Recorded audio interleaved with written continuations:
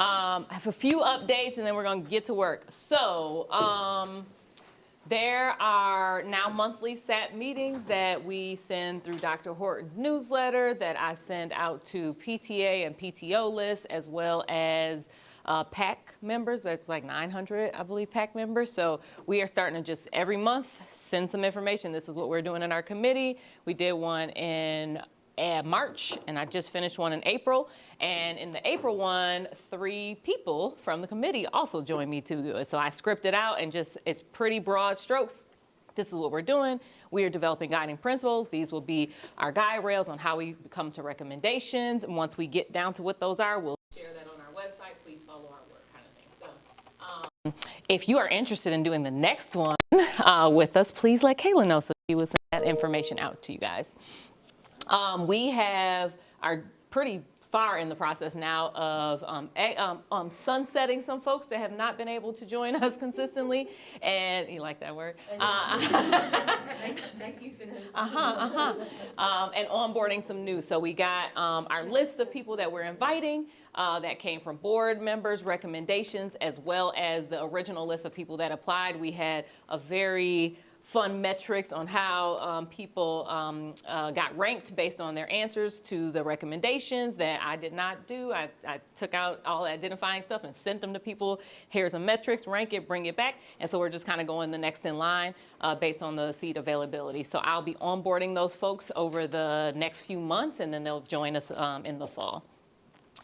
We are also doing an internal SAP Institute, and what that team will really do is, like, at some point, all this stuff that we're doing has to go to the people that have to do it. So those are the people that have to do it that will start joining us in the summer. So similarly, so that our staff aren't like blindsided like the community, we want to kind of start bringing them along that journey too. So here's all these ideas. So Kayla and I spend lots of time together after these meetings, like flushing through all of your ideas, looking through your worksheets, looking through your exit tickets, and like starting to compile some of that stuff. So the what ifs. So we'll be bringing a lot of like, what if we did this to that? And they'll be kind of brainstorming about like, how practical is it? What are some challenges with this? What are some things that are low-hanging fruit that are easy to do?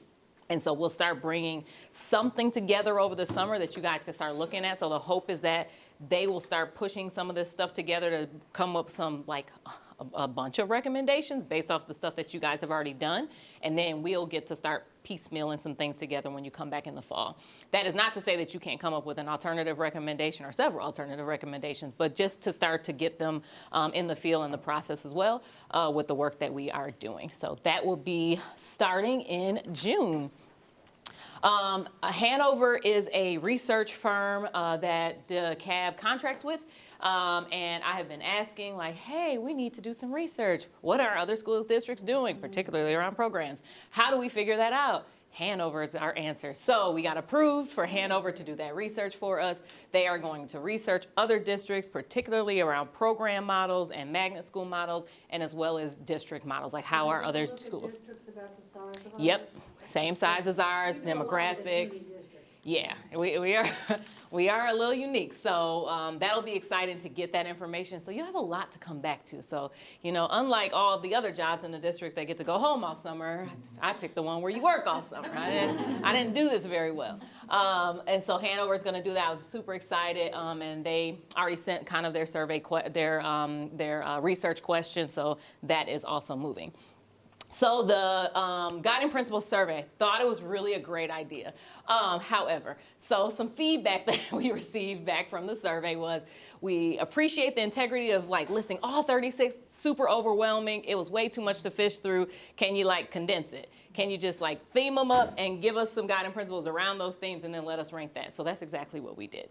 So we took all 36, put them through a tool. They theme them, and then that tool helped us develop what that themed guiding principle is.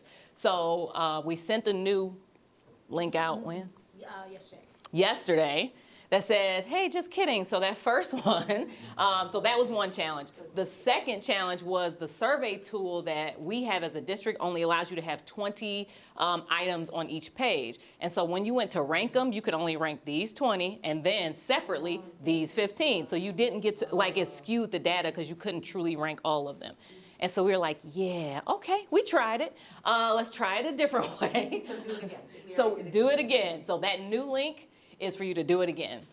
What it did was, again, put all the information in, it themed it, and then gave you a guiding principle around that theme, which kind of took parts of all of your guiding principles and themed them together. Check it out. I kind of combed through it a little bit. I tweaked some of them because I'm like, ooh, this part's missing, right? And so look through those. So it came up with 9 themes, 9 guiding principles, less than 20, and then you'll be able to rank your top 5. So sorry about the confusion, but learning. Can we post that on like our Laurel Ridge PTA Facebook group? Like, hey y'all, like it's just saying like, hey y'all, you may have already done this. They changed the process. Can you do it again? That's just for the committee. Oh, it's just for the just committee. us. Yep. Okay. Yep. So just us. So yep. Do that again, and then I think when we do this like after tonight, after we develop these, we'll do the same process because that just seems a little more together. I'll still do a little quick video to say like, hey, here's all of your guiding principles, here's how they got themed, and here's the new guiding principle for that. So you could just see the transparency for that, but it was a little much. The 36, you guys were working. Y'all came up with 36 guiding principles. So cool. All right. You guys are putting in the work, loving it. So same thing tonight, boundaries. Okay, I mixed up some words in one of these. So it is boundaries tonight. So same process that you did, go back and look at your boundary worksheet from whenever, November, December, not sure, December, January timeframe. Just think about those things that came out of that. You're gonna try to develop 2 to 3 guiding principles for boundaries. Yeah, questions? Cool, let's get to work so we can get to share out. Alrighty.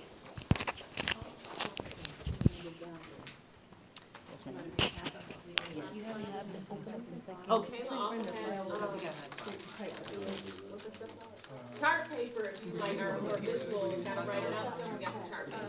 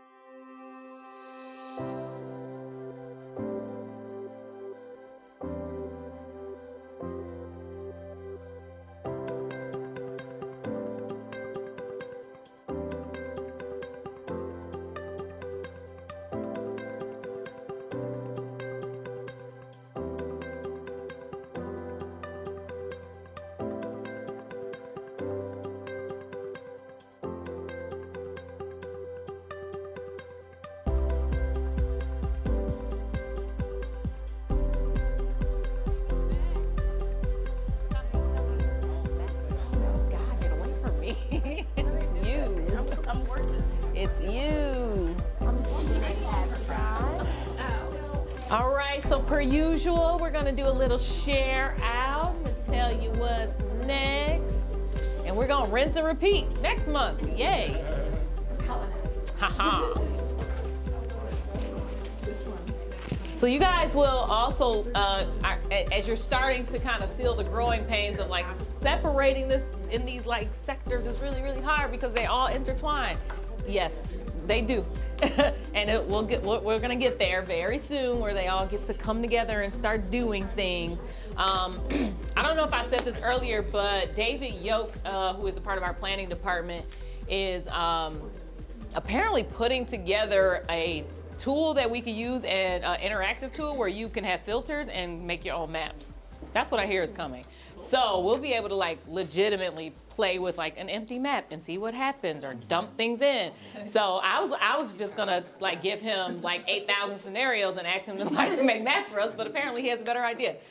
So I forgot, remember what he's calling it? What is The he? atlas. The Atlas. He's tired of making maps. He's sick of making maps for us, yeah. So I probably ask him for something different every week. So he said, we're gonna make an atlas for you guys, and you gotta get to play around with it. So that'll be super exciting. All right, who's gonna share their guiding principles first? All right, we'll go. Okay, so, oh yeah, thank you. So in thinking about boundary lines, we really struggled because how do you address programs and equity and and transportation and all of these things in a way that makes sense? So we just took a lot of steps back. So our first guiding principle was every child has access to quality schools regardless of boundary lines. So whether we're thinking about no boundary lines or yes boundary lines, it doesn't matter. There's quality schools across. Nice. The next one, which I was surprised to learn, which we worked into a guiding principle, is reimagining boundary lines through more flex options for students. So asynchronous learning, virtual learning, or evening classes, Ooh. options that provide real-world learning solutions for students that maybe are not inside the school, or they are inside the school, but provide programs across different schools. Nice. So, for instance, if you had like 1 or 2 German teachers in the county teaching high school German, you could be in class at Druid Hills, let's say, and the teacher could be at Chambly teaching, so it's synchronous, but it's virtual. So you're kind Oh, of forward thinkers. Okay. moving the boundary lines by not having them. Hey. It's all. She's like, I represent the team. The other school in the off day, so the teacher moves between schools, so they're not always virtual. So like part-time, they're at See? one school, Look. part-time, they're at Here we the go. other. I'm just out here, listen. Okay. We're gonna make this happen. The teacher could live in Chicago, so we can pull from the very. Hey. There we If go. we're gonna have them within our buildings, then they could migrate between the buildings, so at some point, all the kids have face-to-face access. There we go. And then, of Wow. course, thinking about boundary lines really gets us into this traffic issue, right? Which, if you've ever driven to Druid Hills High School at a certain hour of the day, it's just ridiculous. So, transportation challenges should not be a barrier to learning, which includes dense traffic, busing, parking, etc. So, what are we addressing? We're addressing punctuality of students and staff, enhancing parental involvement by eliminating barriers to access, staffing challenges with bus drivers, and of course, increases safety. So, Great. I was just at a high school recently. I'm not going to say anybody that's here today whose names. And they were like, you know, buses are late all the time. Kids are missing 20 minutes of instruction first period. What? Insanity, right? Like, and we're doing that. Like we're doing that to our children. So we got to think of something where we are not impeding on kids' education due to transportation. I'm glad that came up. Great. Next group. I'm being sold out here by my teammates. For the record, I spoke last time too, so next time. On record. So I think like Benny, we did struggle with separating out programs. Hi, David, by the way. Separating out programs and reasons why boundaries need to be flexible, but here's some things we came up with. Boundaries should move based on community performance indicators to achieve highest level of equity possible. So thinking about boundaries in terms of like what's happening in a community and where resources are being consolidated and need to be shared, just keeping that in mind. We said boundaries should seek to support children who are powerless in a dynamic world. Boundaries support the child first in terms of transportation, grandfathering for consistency, and perhaps different boundaries for different grade levels. Like younger children need different considerations than high school children. And, you know, parents are transient because of the world of work is changing and so much is dynamic in our world right now. But if boundaries can be responsive to what a kid needs in that moment, even if a parent has to do something different, we should do that. We also said boundaries should have a profoundly positive impact on increasing equity for families. And we said boundaries should be evaluated and updated regularly to minimize size and disruption of any one change. So rather than doing something like this every 20 years, you Yes. do something every 3 to 5 years so that the community gets used to balancing things. Yeah. I like that. Yes. Thanks, Kedrick. On record. Hello to you too. But so I think, already feel like we can overlay our ideas on Yeah, what's been for shared. sure. But our first is to equalize access, really programmatic access within some identified region. But basically saying we have things that are driving people to go to different spaces now.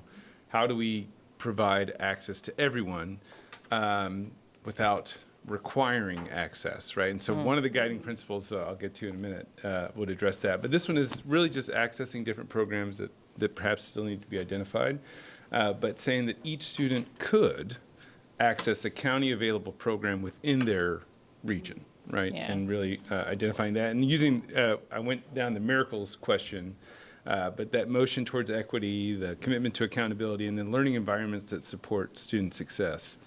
Our second one is increasing the number of student participants in that desired program by making it available in these different regions. So if we think about, let's see, like the arts school, right? It's really just one option that's available. For some people, it's too far. For some people, there's no seat available in their grade level, right? But by making the programs a little bit more local, then there would essentially be more seats available to students who would have that desire.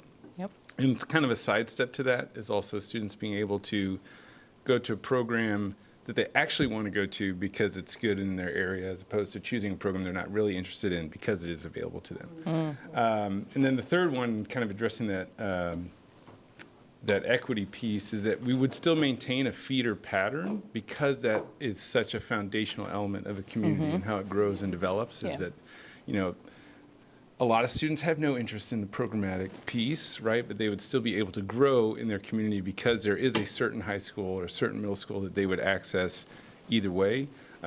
So just kind of maintaining that realization that these are centers of community that need to be fostered or facilitated. Did I miss anything? Well, we talked about having the idea of multiplying offerings, maybe 3 areas.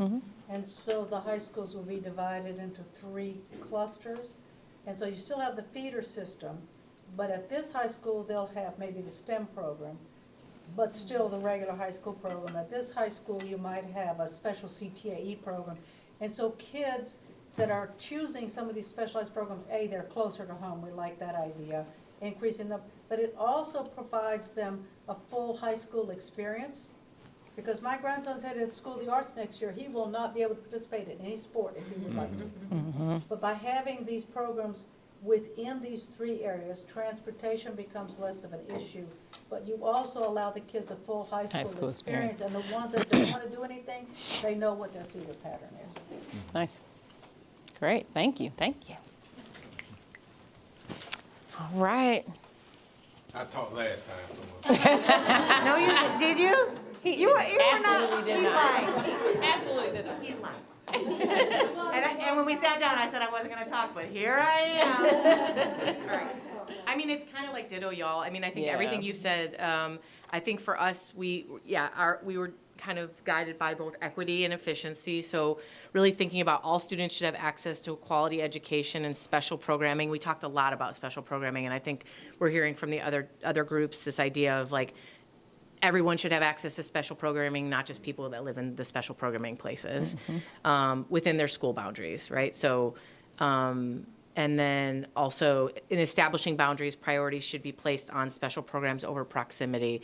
So, I mean, I needed to draw this like map to understand like what we're talking about. And you know, if you look, like there's a lot of demand here, and there's a little demand here, and then there's like not so much demand here. So it's either we're gonna ask certain people to move, which I don't think leads to equity, or we're gonna think about how do we put a little something in every area. This idea, yeah, say it again. And I think in different ways, and I think what we really dug into was, what does it look like more than just a structural piece?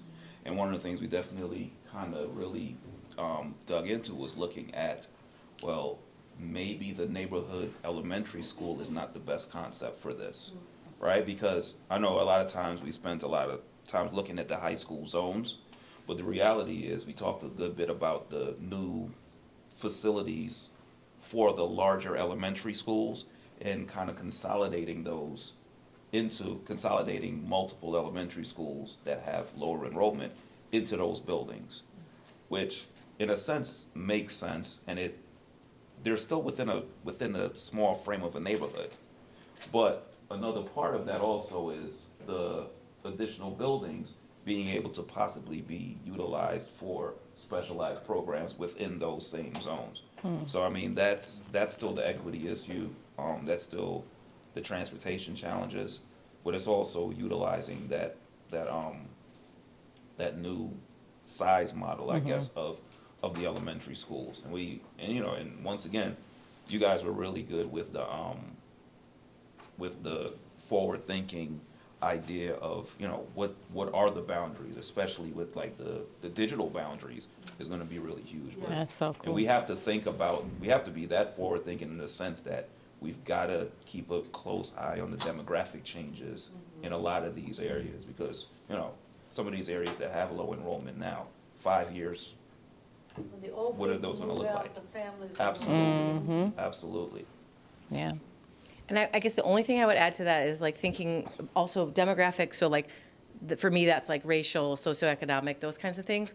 But also thinking about how we now have language for students that we didn't have language for, say, 20 years ago. We've always had neurodiverse students. We've always had students with, autism or ADHD. Just like when I was a kid, that was just called like a bad kid. Yeah, because we didn't have right. the language and we didn't have the knowledge. And so thinking about that too, that we're just seeing more and more, say, autistic students. And so how we need to be thinking about that kind of across the spectrum, starting Yeah. with kind of early childhood. say it. Early childhood learning. Sorry. He's got all the lingo. Yeah. Okay. So that's us. Yay. All right. Very good. Sorry. Very, You guys already I want you to talk a little bit went first. more. I just went, these are my Laurel Ridge friends. No, this is great. Every time I come to these meetings, poor Kayla, I just dump on her like, this was amazing. What did we do? We should think about this. And the boundary piece, again, is going to kind of really hinge on how we do this program piece, right? And the program piece is going to be big, and I know we're going to have a lot of guiding principles that come out of the program piece of this. And I just want us to be, and I've been talking to our superintendent and board members to be prepared like that. That's real personal. Like, we're digging into some personal stuff, not shy to do it, just, right? Like, we're going to dig into some personal pieces. We are also looking at a process called Magnet Schools of America. Dr. Horton talked about this in our last district, and so, the one program that was a true magnet ended up getting certified. So there are national certifications for programming too. Like, we don't have to make it up, right? There are things we've been working on trying to get Magnet Schools of America to come Nonetheless, hopefully Hanover gets us some good research on what things are happening across the districts anyway, just for us to kind of have some groundwork when we start digging into the recommendation piece of this, which is why I need the summer to collect all this information for you guys. Their transportation came up a lot. I did reach out to our transportation executive director just for some raw data, like what are we doing? How many buses do we have? How many routes do we have? How many bus drivers do we have? That kind of stuff. So we have a little over 900 buses in this district. We are only operating 600 or so. Oh, wow. Because we cannot find drivers. Not because we only have 600 routes, because we cannot find drivers. We could do what North Carolina does. Which is? They train high school kids to drive buses. Oh, Lord. Woo! I think Dorian has a better idea. Dorian, you want to tell them about your visit real quick, or just the transportation piece of that? Yes, I did. I had an opportunity to go to the schools at the conference and got a chance to visit some really cool schools. And one question that I had was, can a student at any school, from any area, go to any school in the district? We were visiting a high school that is a CTAE director's dream. They had 13 pathways in one school. Wow. And it was absolutely amazing. So, but my question to the principal, the leader, was, well, can a kid from anywhere come to this school? And I think I shared with some of you all, they have a partnership with the metropolitan area bus system. And so students can use their student IDs to ride the city buses to any public school that they choose to attend. And so how cool is that? That's a potential solution, a partnership with MARTA. And so I think Metro Nashville pays a small fee for the kids to be able to ride the middle and high school kids to be able to ride the buses wherever. So that helped. Sure, less than operating 900 buses. The fee has to be a little bit less than that, right? So really, I mean, just like there are creative solutions, which is why we have to talk to other districts about what they're doing as well. So that's really cool. But yeah, so I did, as I'm getting data, information, research, I'm dumping that into your Google Drive. You'll see a transportation folder in there now. He gave me some very analytical stuff. I had no idea what that was, but I did, for you analytical brains, it's in there. But it did kind of map out, you know, a cost per bus. We have that now, right? Like a cost per route. We have that. How many routes we have, how many drivers we have on average. So they gave me 5 years worth of just kind of drivers, buses, and routes. Just something for us to think about. We're operating with 300 less buses, but that's also why buses are at your house at 6:40 picking up your son, right? Because we're operating with 300 less buses, and we have to flip over those routes 3 and 4 times before 9 o'clock. Not the best option, right? So hopefully some of this work will lead to some reduction in the necessary routes for transportation. So great job. But yep, I'm getting information. I'm putting them in those folders. So as stuff comes up, we'll just kind of let you know that something new's in there for you. Sweet. So just start thinking about the big one, programs. That's the guiding principles next. You'll get another survey. So again, if you didn't do the new survey Kayla sent, because it's condensed and easier to follow. And we'll be at the end of this month taking all of this one and giving you another one in May. All right. Yay. Congrats. Great job. Thank you guys. See you in a few weeks.